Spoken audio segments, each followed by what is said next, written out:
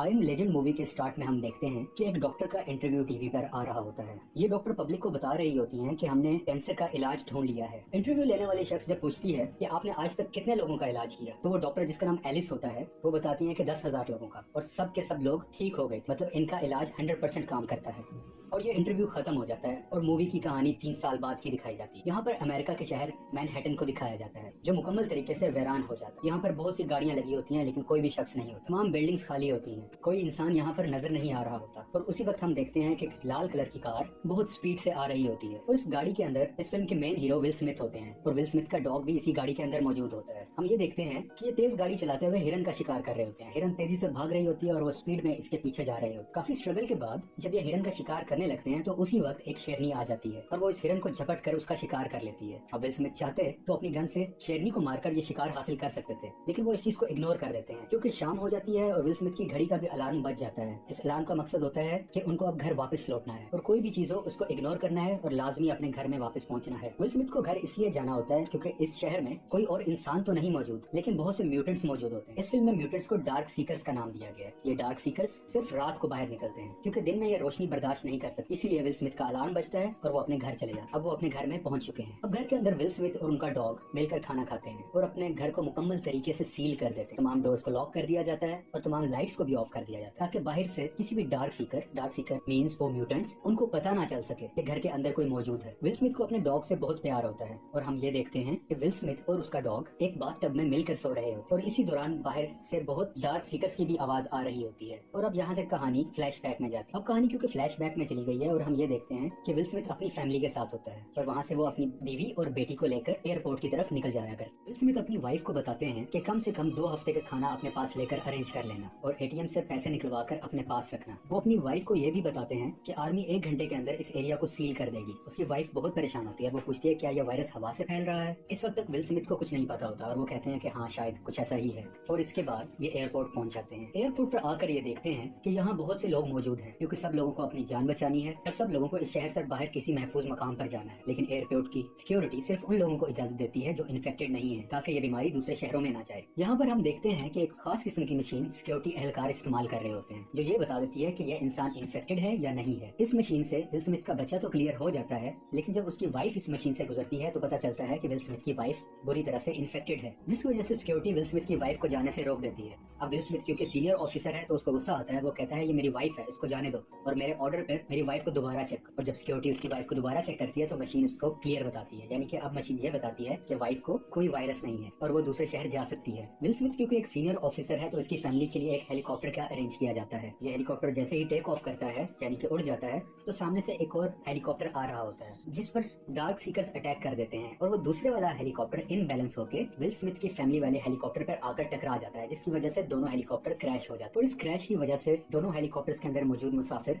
मर जाते हैं, जिसमें विल स्मिथ की वाइफ और बेटा भी होता है। अब हम देखते हैं कि विल स्मिथ एक लेबोरेटरी के अंदर मौजूद होते हैं और वो इन्फेक्टेड लोगों को ठीक करने के लिए मेडिसिन बना रहे होते हैं, डिफरेंट एक्सपेरिमेंट्स कर रहे होते हैं। इसी लैब में बहुत से इन्फेक्टेड चूहे भी होते हैं ताकि इन चूहों पर एक्सपेरिमेंट किया जा सके और ये टेस्ट किया जा सके कि विल स्मिथ जो दवाई बना रहे हैं क्या वो काम करती है या नहीं। ड्यूरिंग एक्सपेरिमेंट ये भी चेक करते हैं कि उन चूहों को जिनको इन्होंने लास्ट टाइम यही दवाई दी थी, ये चेक कर रहे होते हैं क्या कोई फर्क पड़ा है या नहीं। लेकिन एक्सपेरिमेंट के दौरान पता चलता है कि चूहों की हालत अभी भी वैसे ही खराब है, वो बहुत एग्रेसिव है और अभी तक ये दवाई इन पर असर नहीं कर रही। और इसी परेशानी के अमल में विल स्मिथ की नजर एक चूहे पर जाती है जो बिल्कुल सुकून से बैठा होता है। वो बाकी चूहों की तरह एग्रेसिव नहीं होता। विल स्मिथ को लग रहा होता है कि जो मेडिसिन मैंने इस चूहे को दी है वो कामयाब हो रही है क्योंकि ये कोई रिएक्शन नहीं कर रहा और उसको लगता है कि शायद यही सही वक्त है कि अब इंसानों पर भी इस मेडिसिन का टेस्ट किया जाए ताकि जितने भी लोग हैं उनको इन्फेक्शन से बचाया जा सके। वो जो डार्क सीकर्स बन चुके हैं उनको दोबारा से इंसान बनाया जा सके। कहानी अब अपने मौजूदा वक्त में आ जाती है, उस वक्त की मैं बात कर रहा हूँ जब वो सिर्फ अकेला है पूरे मैनहट्टन में। विल स्मिथ बाकायदगी से एक काम डेली बेसिस पर करता है। वो रोज दिन में बाहर जाता है और एफएम रेडियो के थ्रू सिग्नल्स भेजता है कि अगर कोई इंसान उसे सुन रहा है तो आपको किसी भी किस्म की मदद चाहिए हो तो मैं मौजूद हूँ, मैं आपको खाना दे सकता हूँ, मैं आपको शेल्टर दे सकता हूँ, इस उम्मीद पर कि एक दिन उसे कोई ना कोई सुनेगा और उसे कोई रास्ता करे। तो वो इस बात पर बिलीव करता है कि मैं अकेला नहीं हूँगा।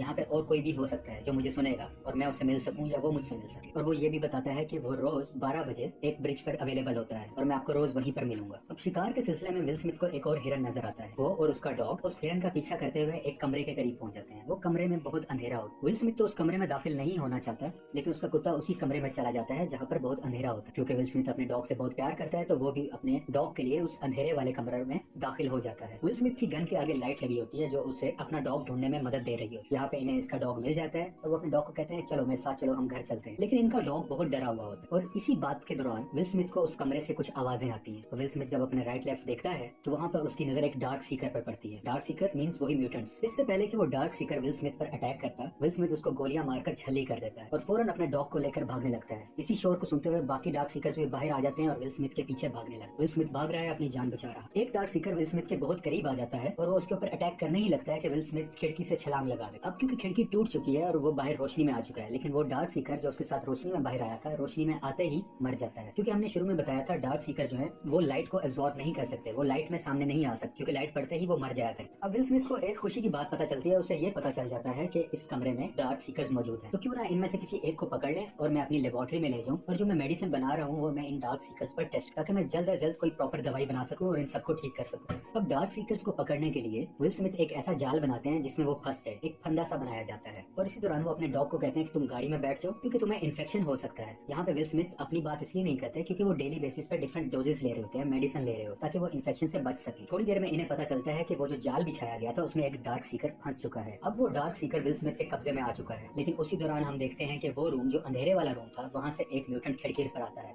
और वो बहुत जोर से चलाता है विल स्मिथ को देख, जैसे वो उससे बदला लेना चाह रहा है। खैर विल स्मिथ उस डार्क सीकर को लेकर अपनी लैब में आ जाते हैं। अब विल स्मिथ इस म्यूटेंट पर वही दवाई का इस्तेमाल करते हैं जो उन्होंने उस चूहे पे की थी, वही चूहा जो उन्हें लग रहा था कि वो ठीक हो रहा है। दवाई देने के कुछ बाद ही उस डार्क सीकर की सांसें आहिस्ता होने लग जाती, उसका हार्ट रेट कम होने लग जाता है, जिससे विल स्मिथ को लगता है, उन्हें एक उम्मीद आती है कि शायद ये ठीक हो रहा है। और उसी वक्त वो म्यूटेंट जाग जाता है और जोर से चीखे मारने लगता है और उसके बाद वो बेहोश हो जाता है और विल स्मिथ काफी मायूस हो जाते हैं कि इलाज मुकम्मल तरीके से नहीं हो पाया। यहाँ पर विल स्मिथ एक वीडियो रिकॉर्डिंग कर रहे होते और वो ये इस बात का खुलासा करते हैं कि जो दवाई मैंने बनाई है वो मुझे तो बचा सकती है इस इन्फेक्शन से, लेकिन जो ऑलरेडी इन्फेक्टेड हो चुके हैं उनको ठीक नहीं कर सकती।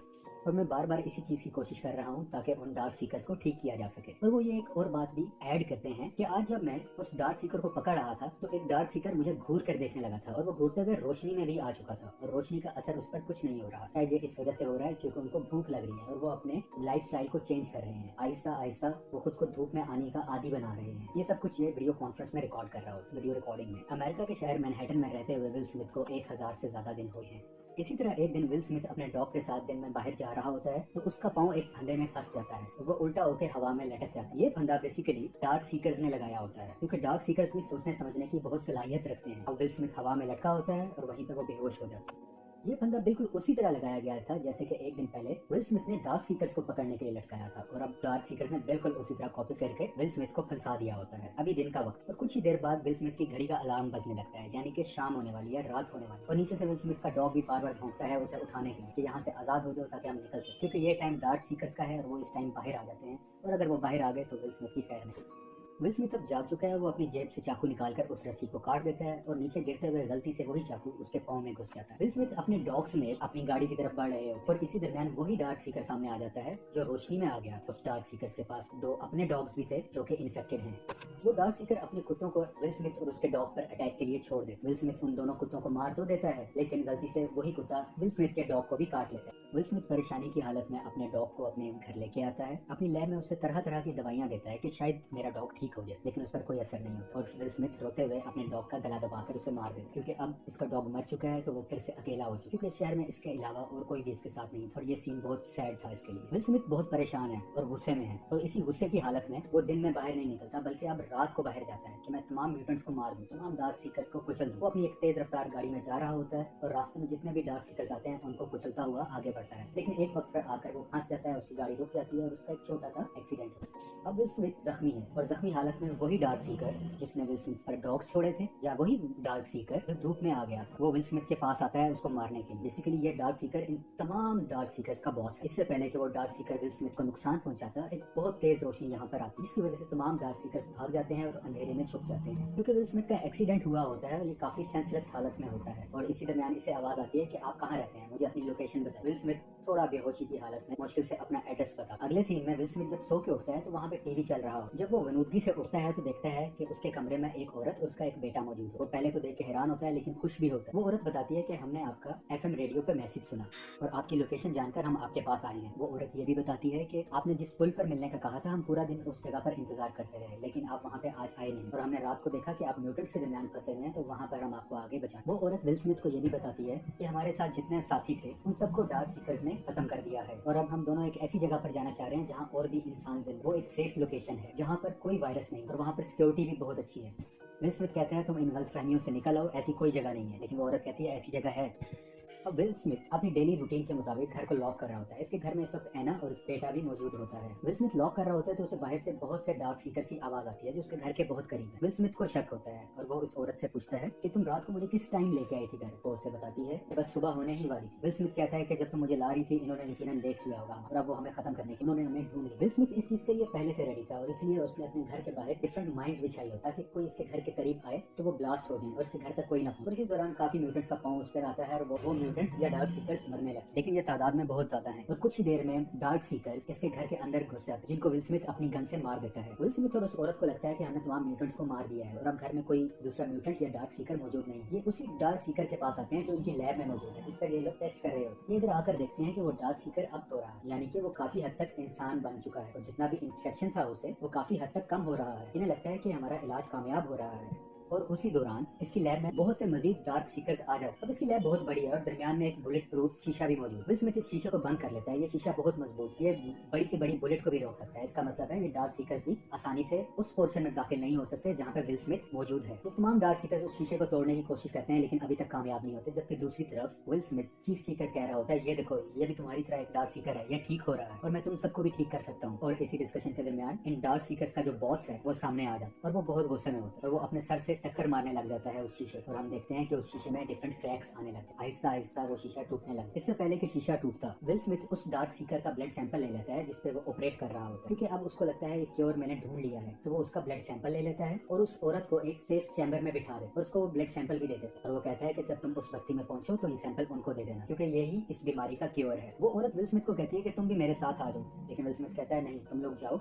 ये लोग रुकने वाले नहीं है, इनको मुझे ही खत्म करना होगा। यहाँ पर विल स्मिथ एक दराज को ओपन करता है और वहाँ से एक हैंड ग्रेनेड निकालता है और विल स्मिथ भागते हुए उन म्यूटेंट्स के करीब जाता है और इन तमाम म्यूटेंट्स या डार्क सीकर्स के दरमियान जाके अपने हैंड ग्रेनेड को ओपन कर लेता है और यहाँ एक बड़ा सा ब्लास्ट जिसमें विल स्मिथ और तमाम डार्क सीकर्स मर जाते हैं। ये एक सैड मोमेंट था हम सब के लिए। और अब हम देखते हैं कि एना यानी कि वो लड़की जो विल स्मिथ के पास होती है वो एक ऐसी जगह पर पहुंच जाती है जहाँ पर वो जाना चाहती थी, यानी कि वैसी ही बस्ती वैसी ही जगह जहाँ पे बचे हुए इंसान मौजूद है और वहाँ पर हाई सिक्योरिटी है ताकि कोई भी डार्क सीकर वहाँ पर ना आ सके। यहाँ पर एना को प्रोटेक्शन मिलती है और वो ब्लड सैंपल वहाँ पर मौजूद सिक्योरिटी को एना दे देती है। ये ब्लड सैंपल वही क्योर था जो विल स्मिथ ने एना को दिया था और इसी तरह विल स्मिथ ने अपनी जान देकर तमाम इंसानियत को बचाया और इसलिए ही शायद इस मूवी का नाम था I am legend. Indeed will Smith. Channel को सब्सक्राइब करो पहले, हाँ जल्दी करो, मुझे पता है कि आप लोग नहीं करते हो, वीडियो देखते हो लेकिन सब्सक्राइब नहीं करते। ये लाल कलर का बटन नहीं से दबाओ, जल्दी दबाओ, जल्दी दबाओ, फिर मैं शुरू करूँ। दबा दो जल्दी, दबा दिया, घंटी भी दबा देना, ठीक है।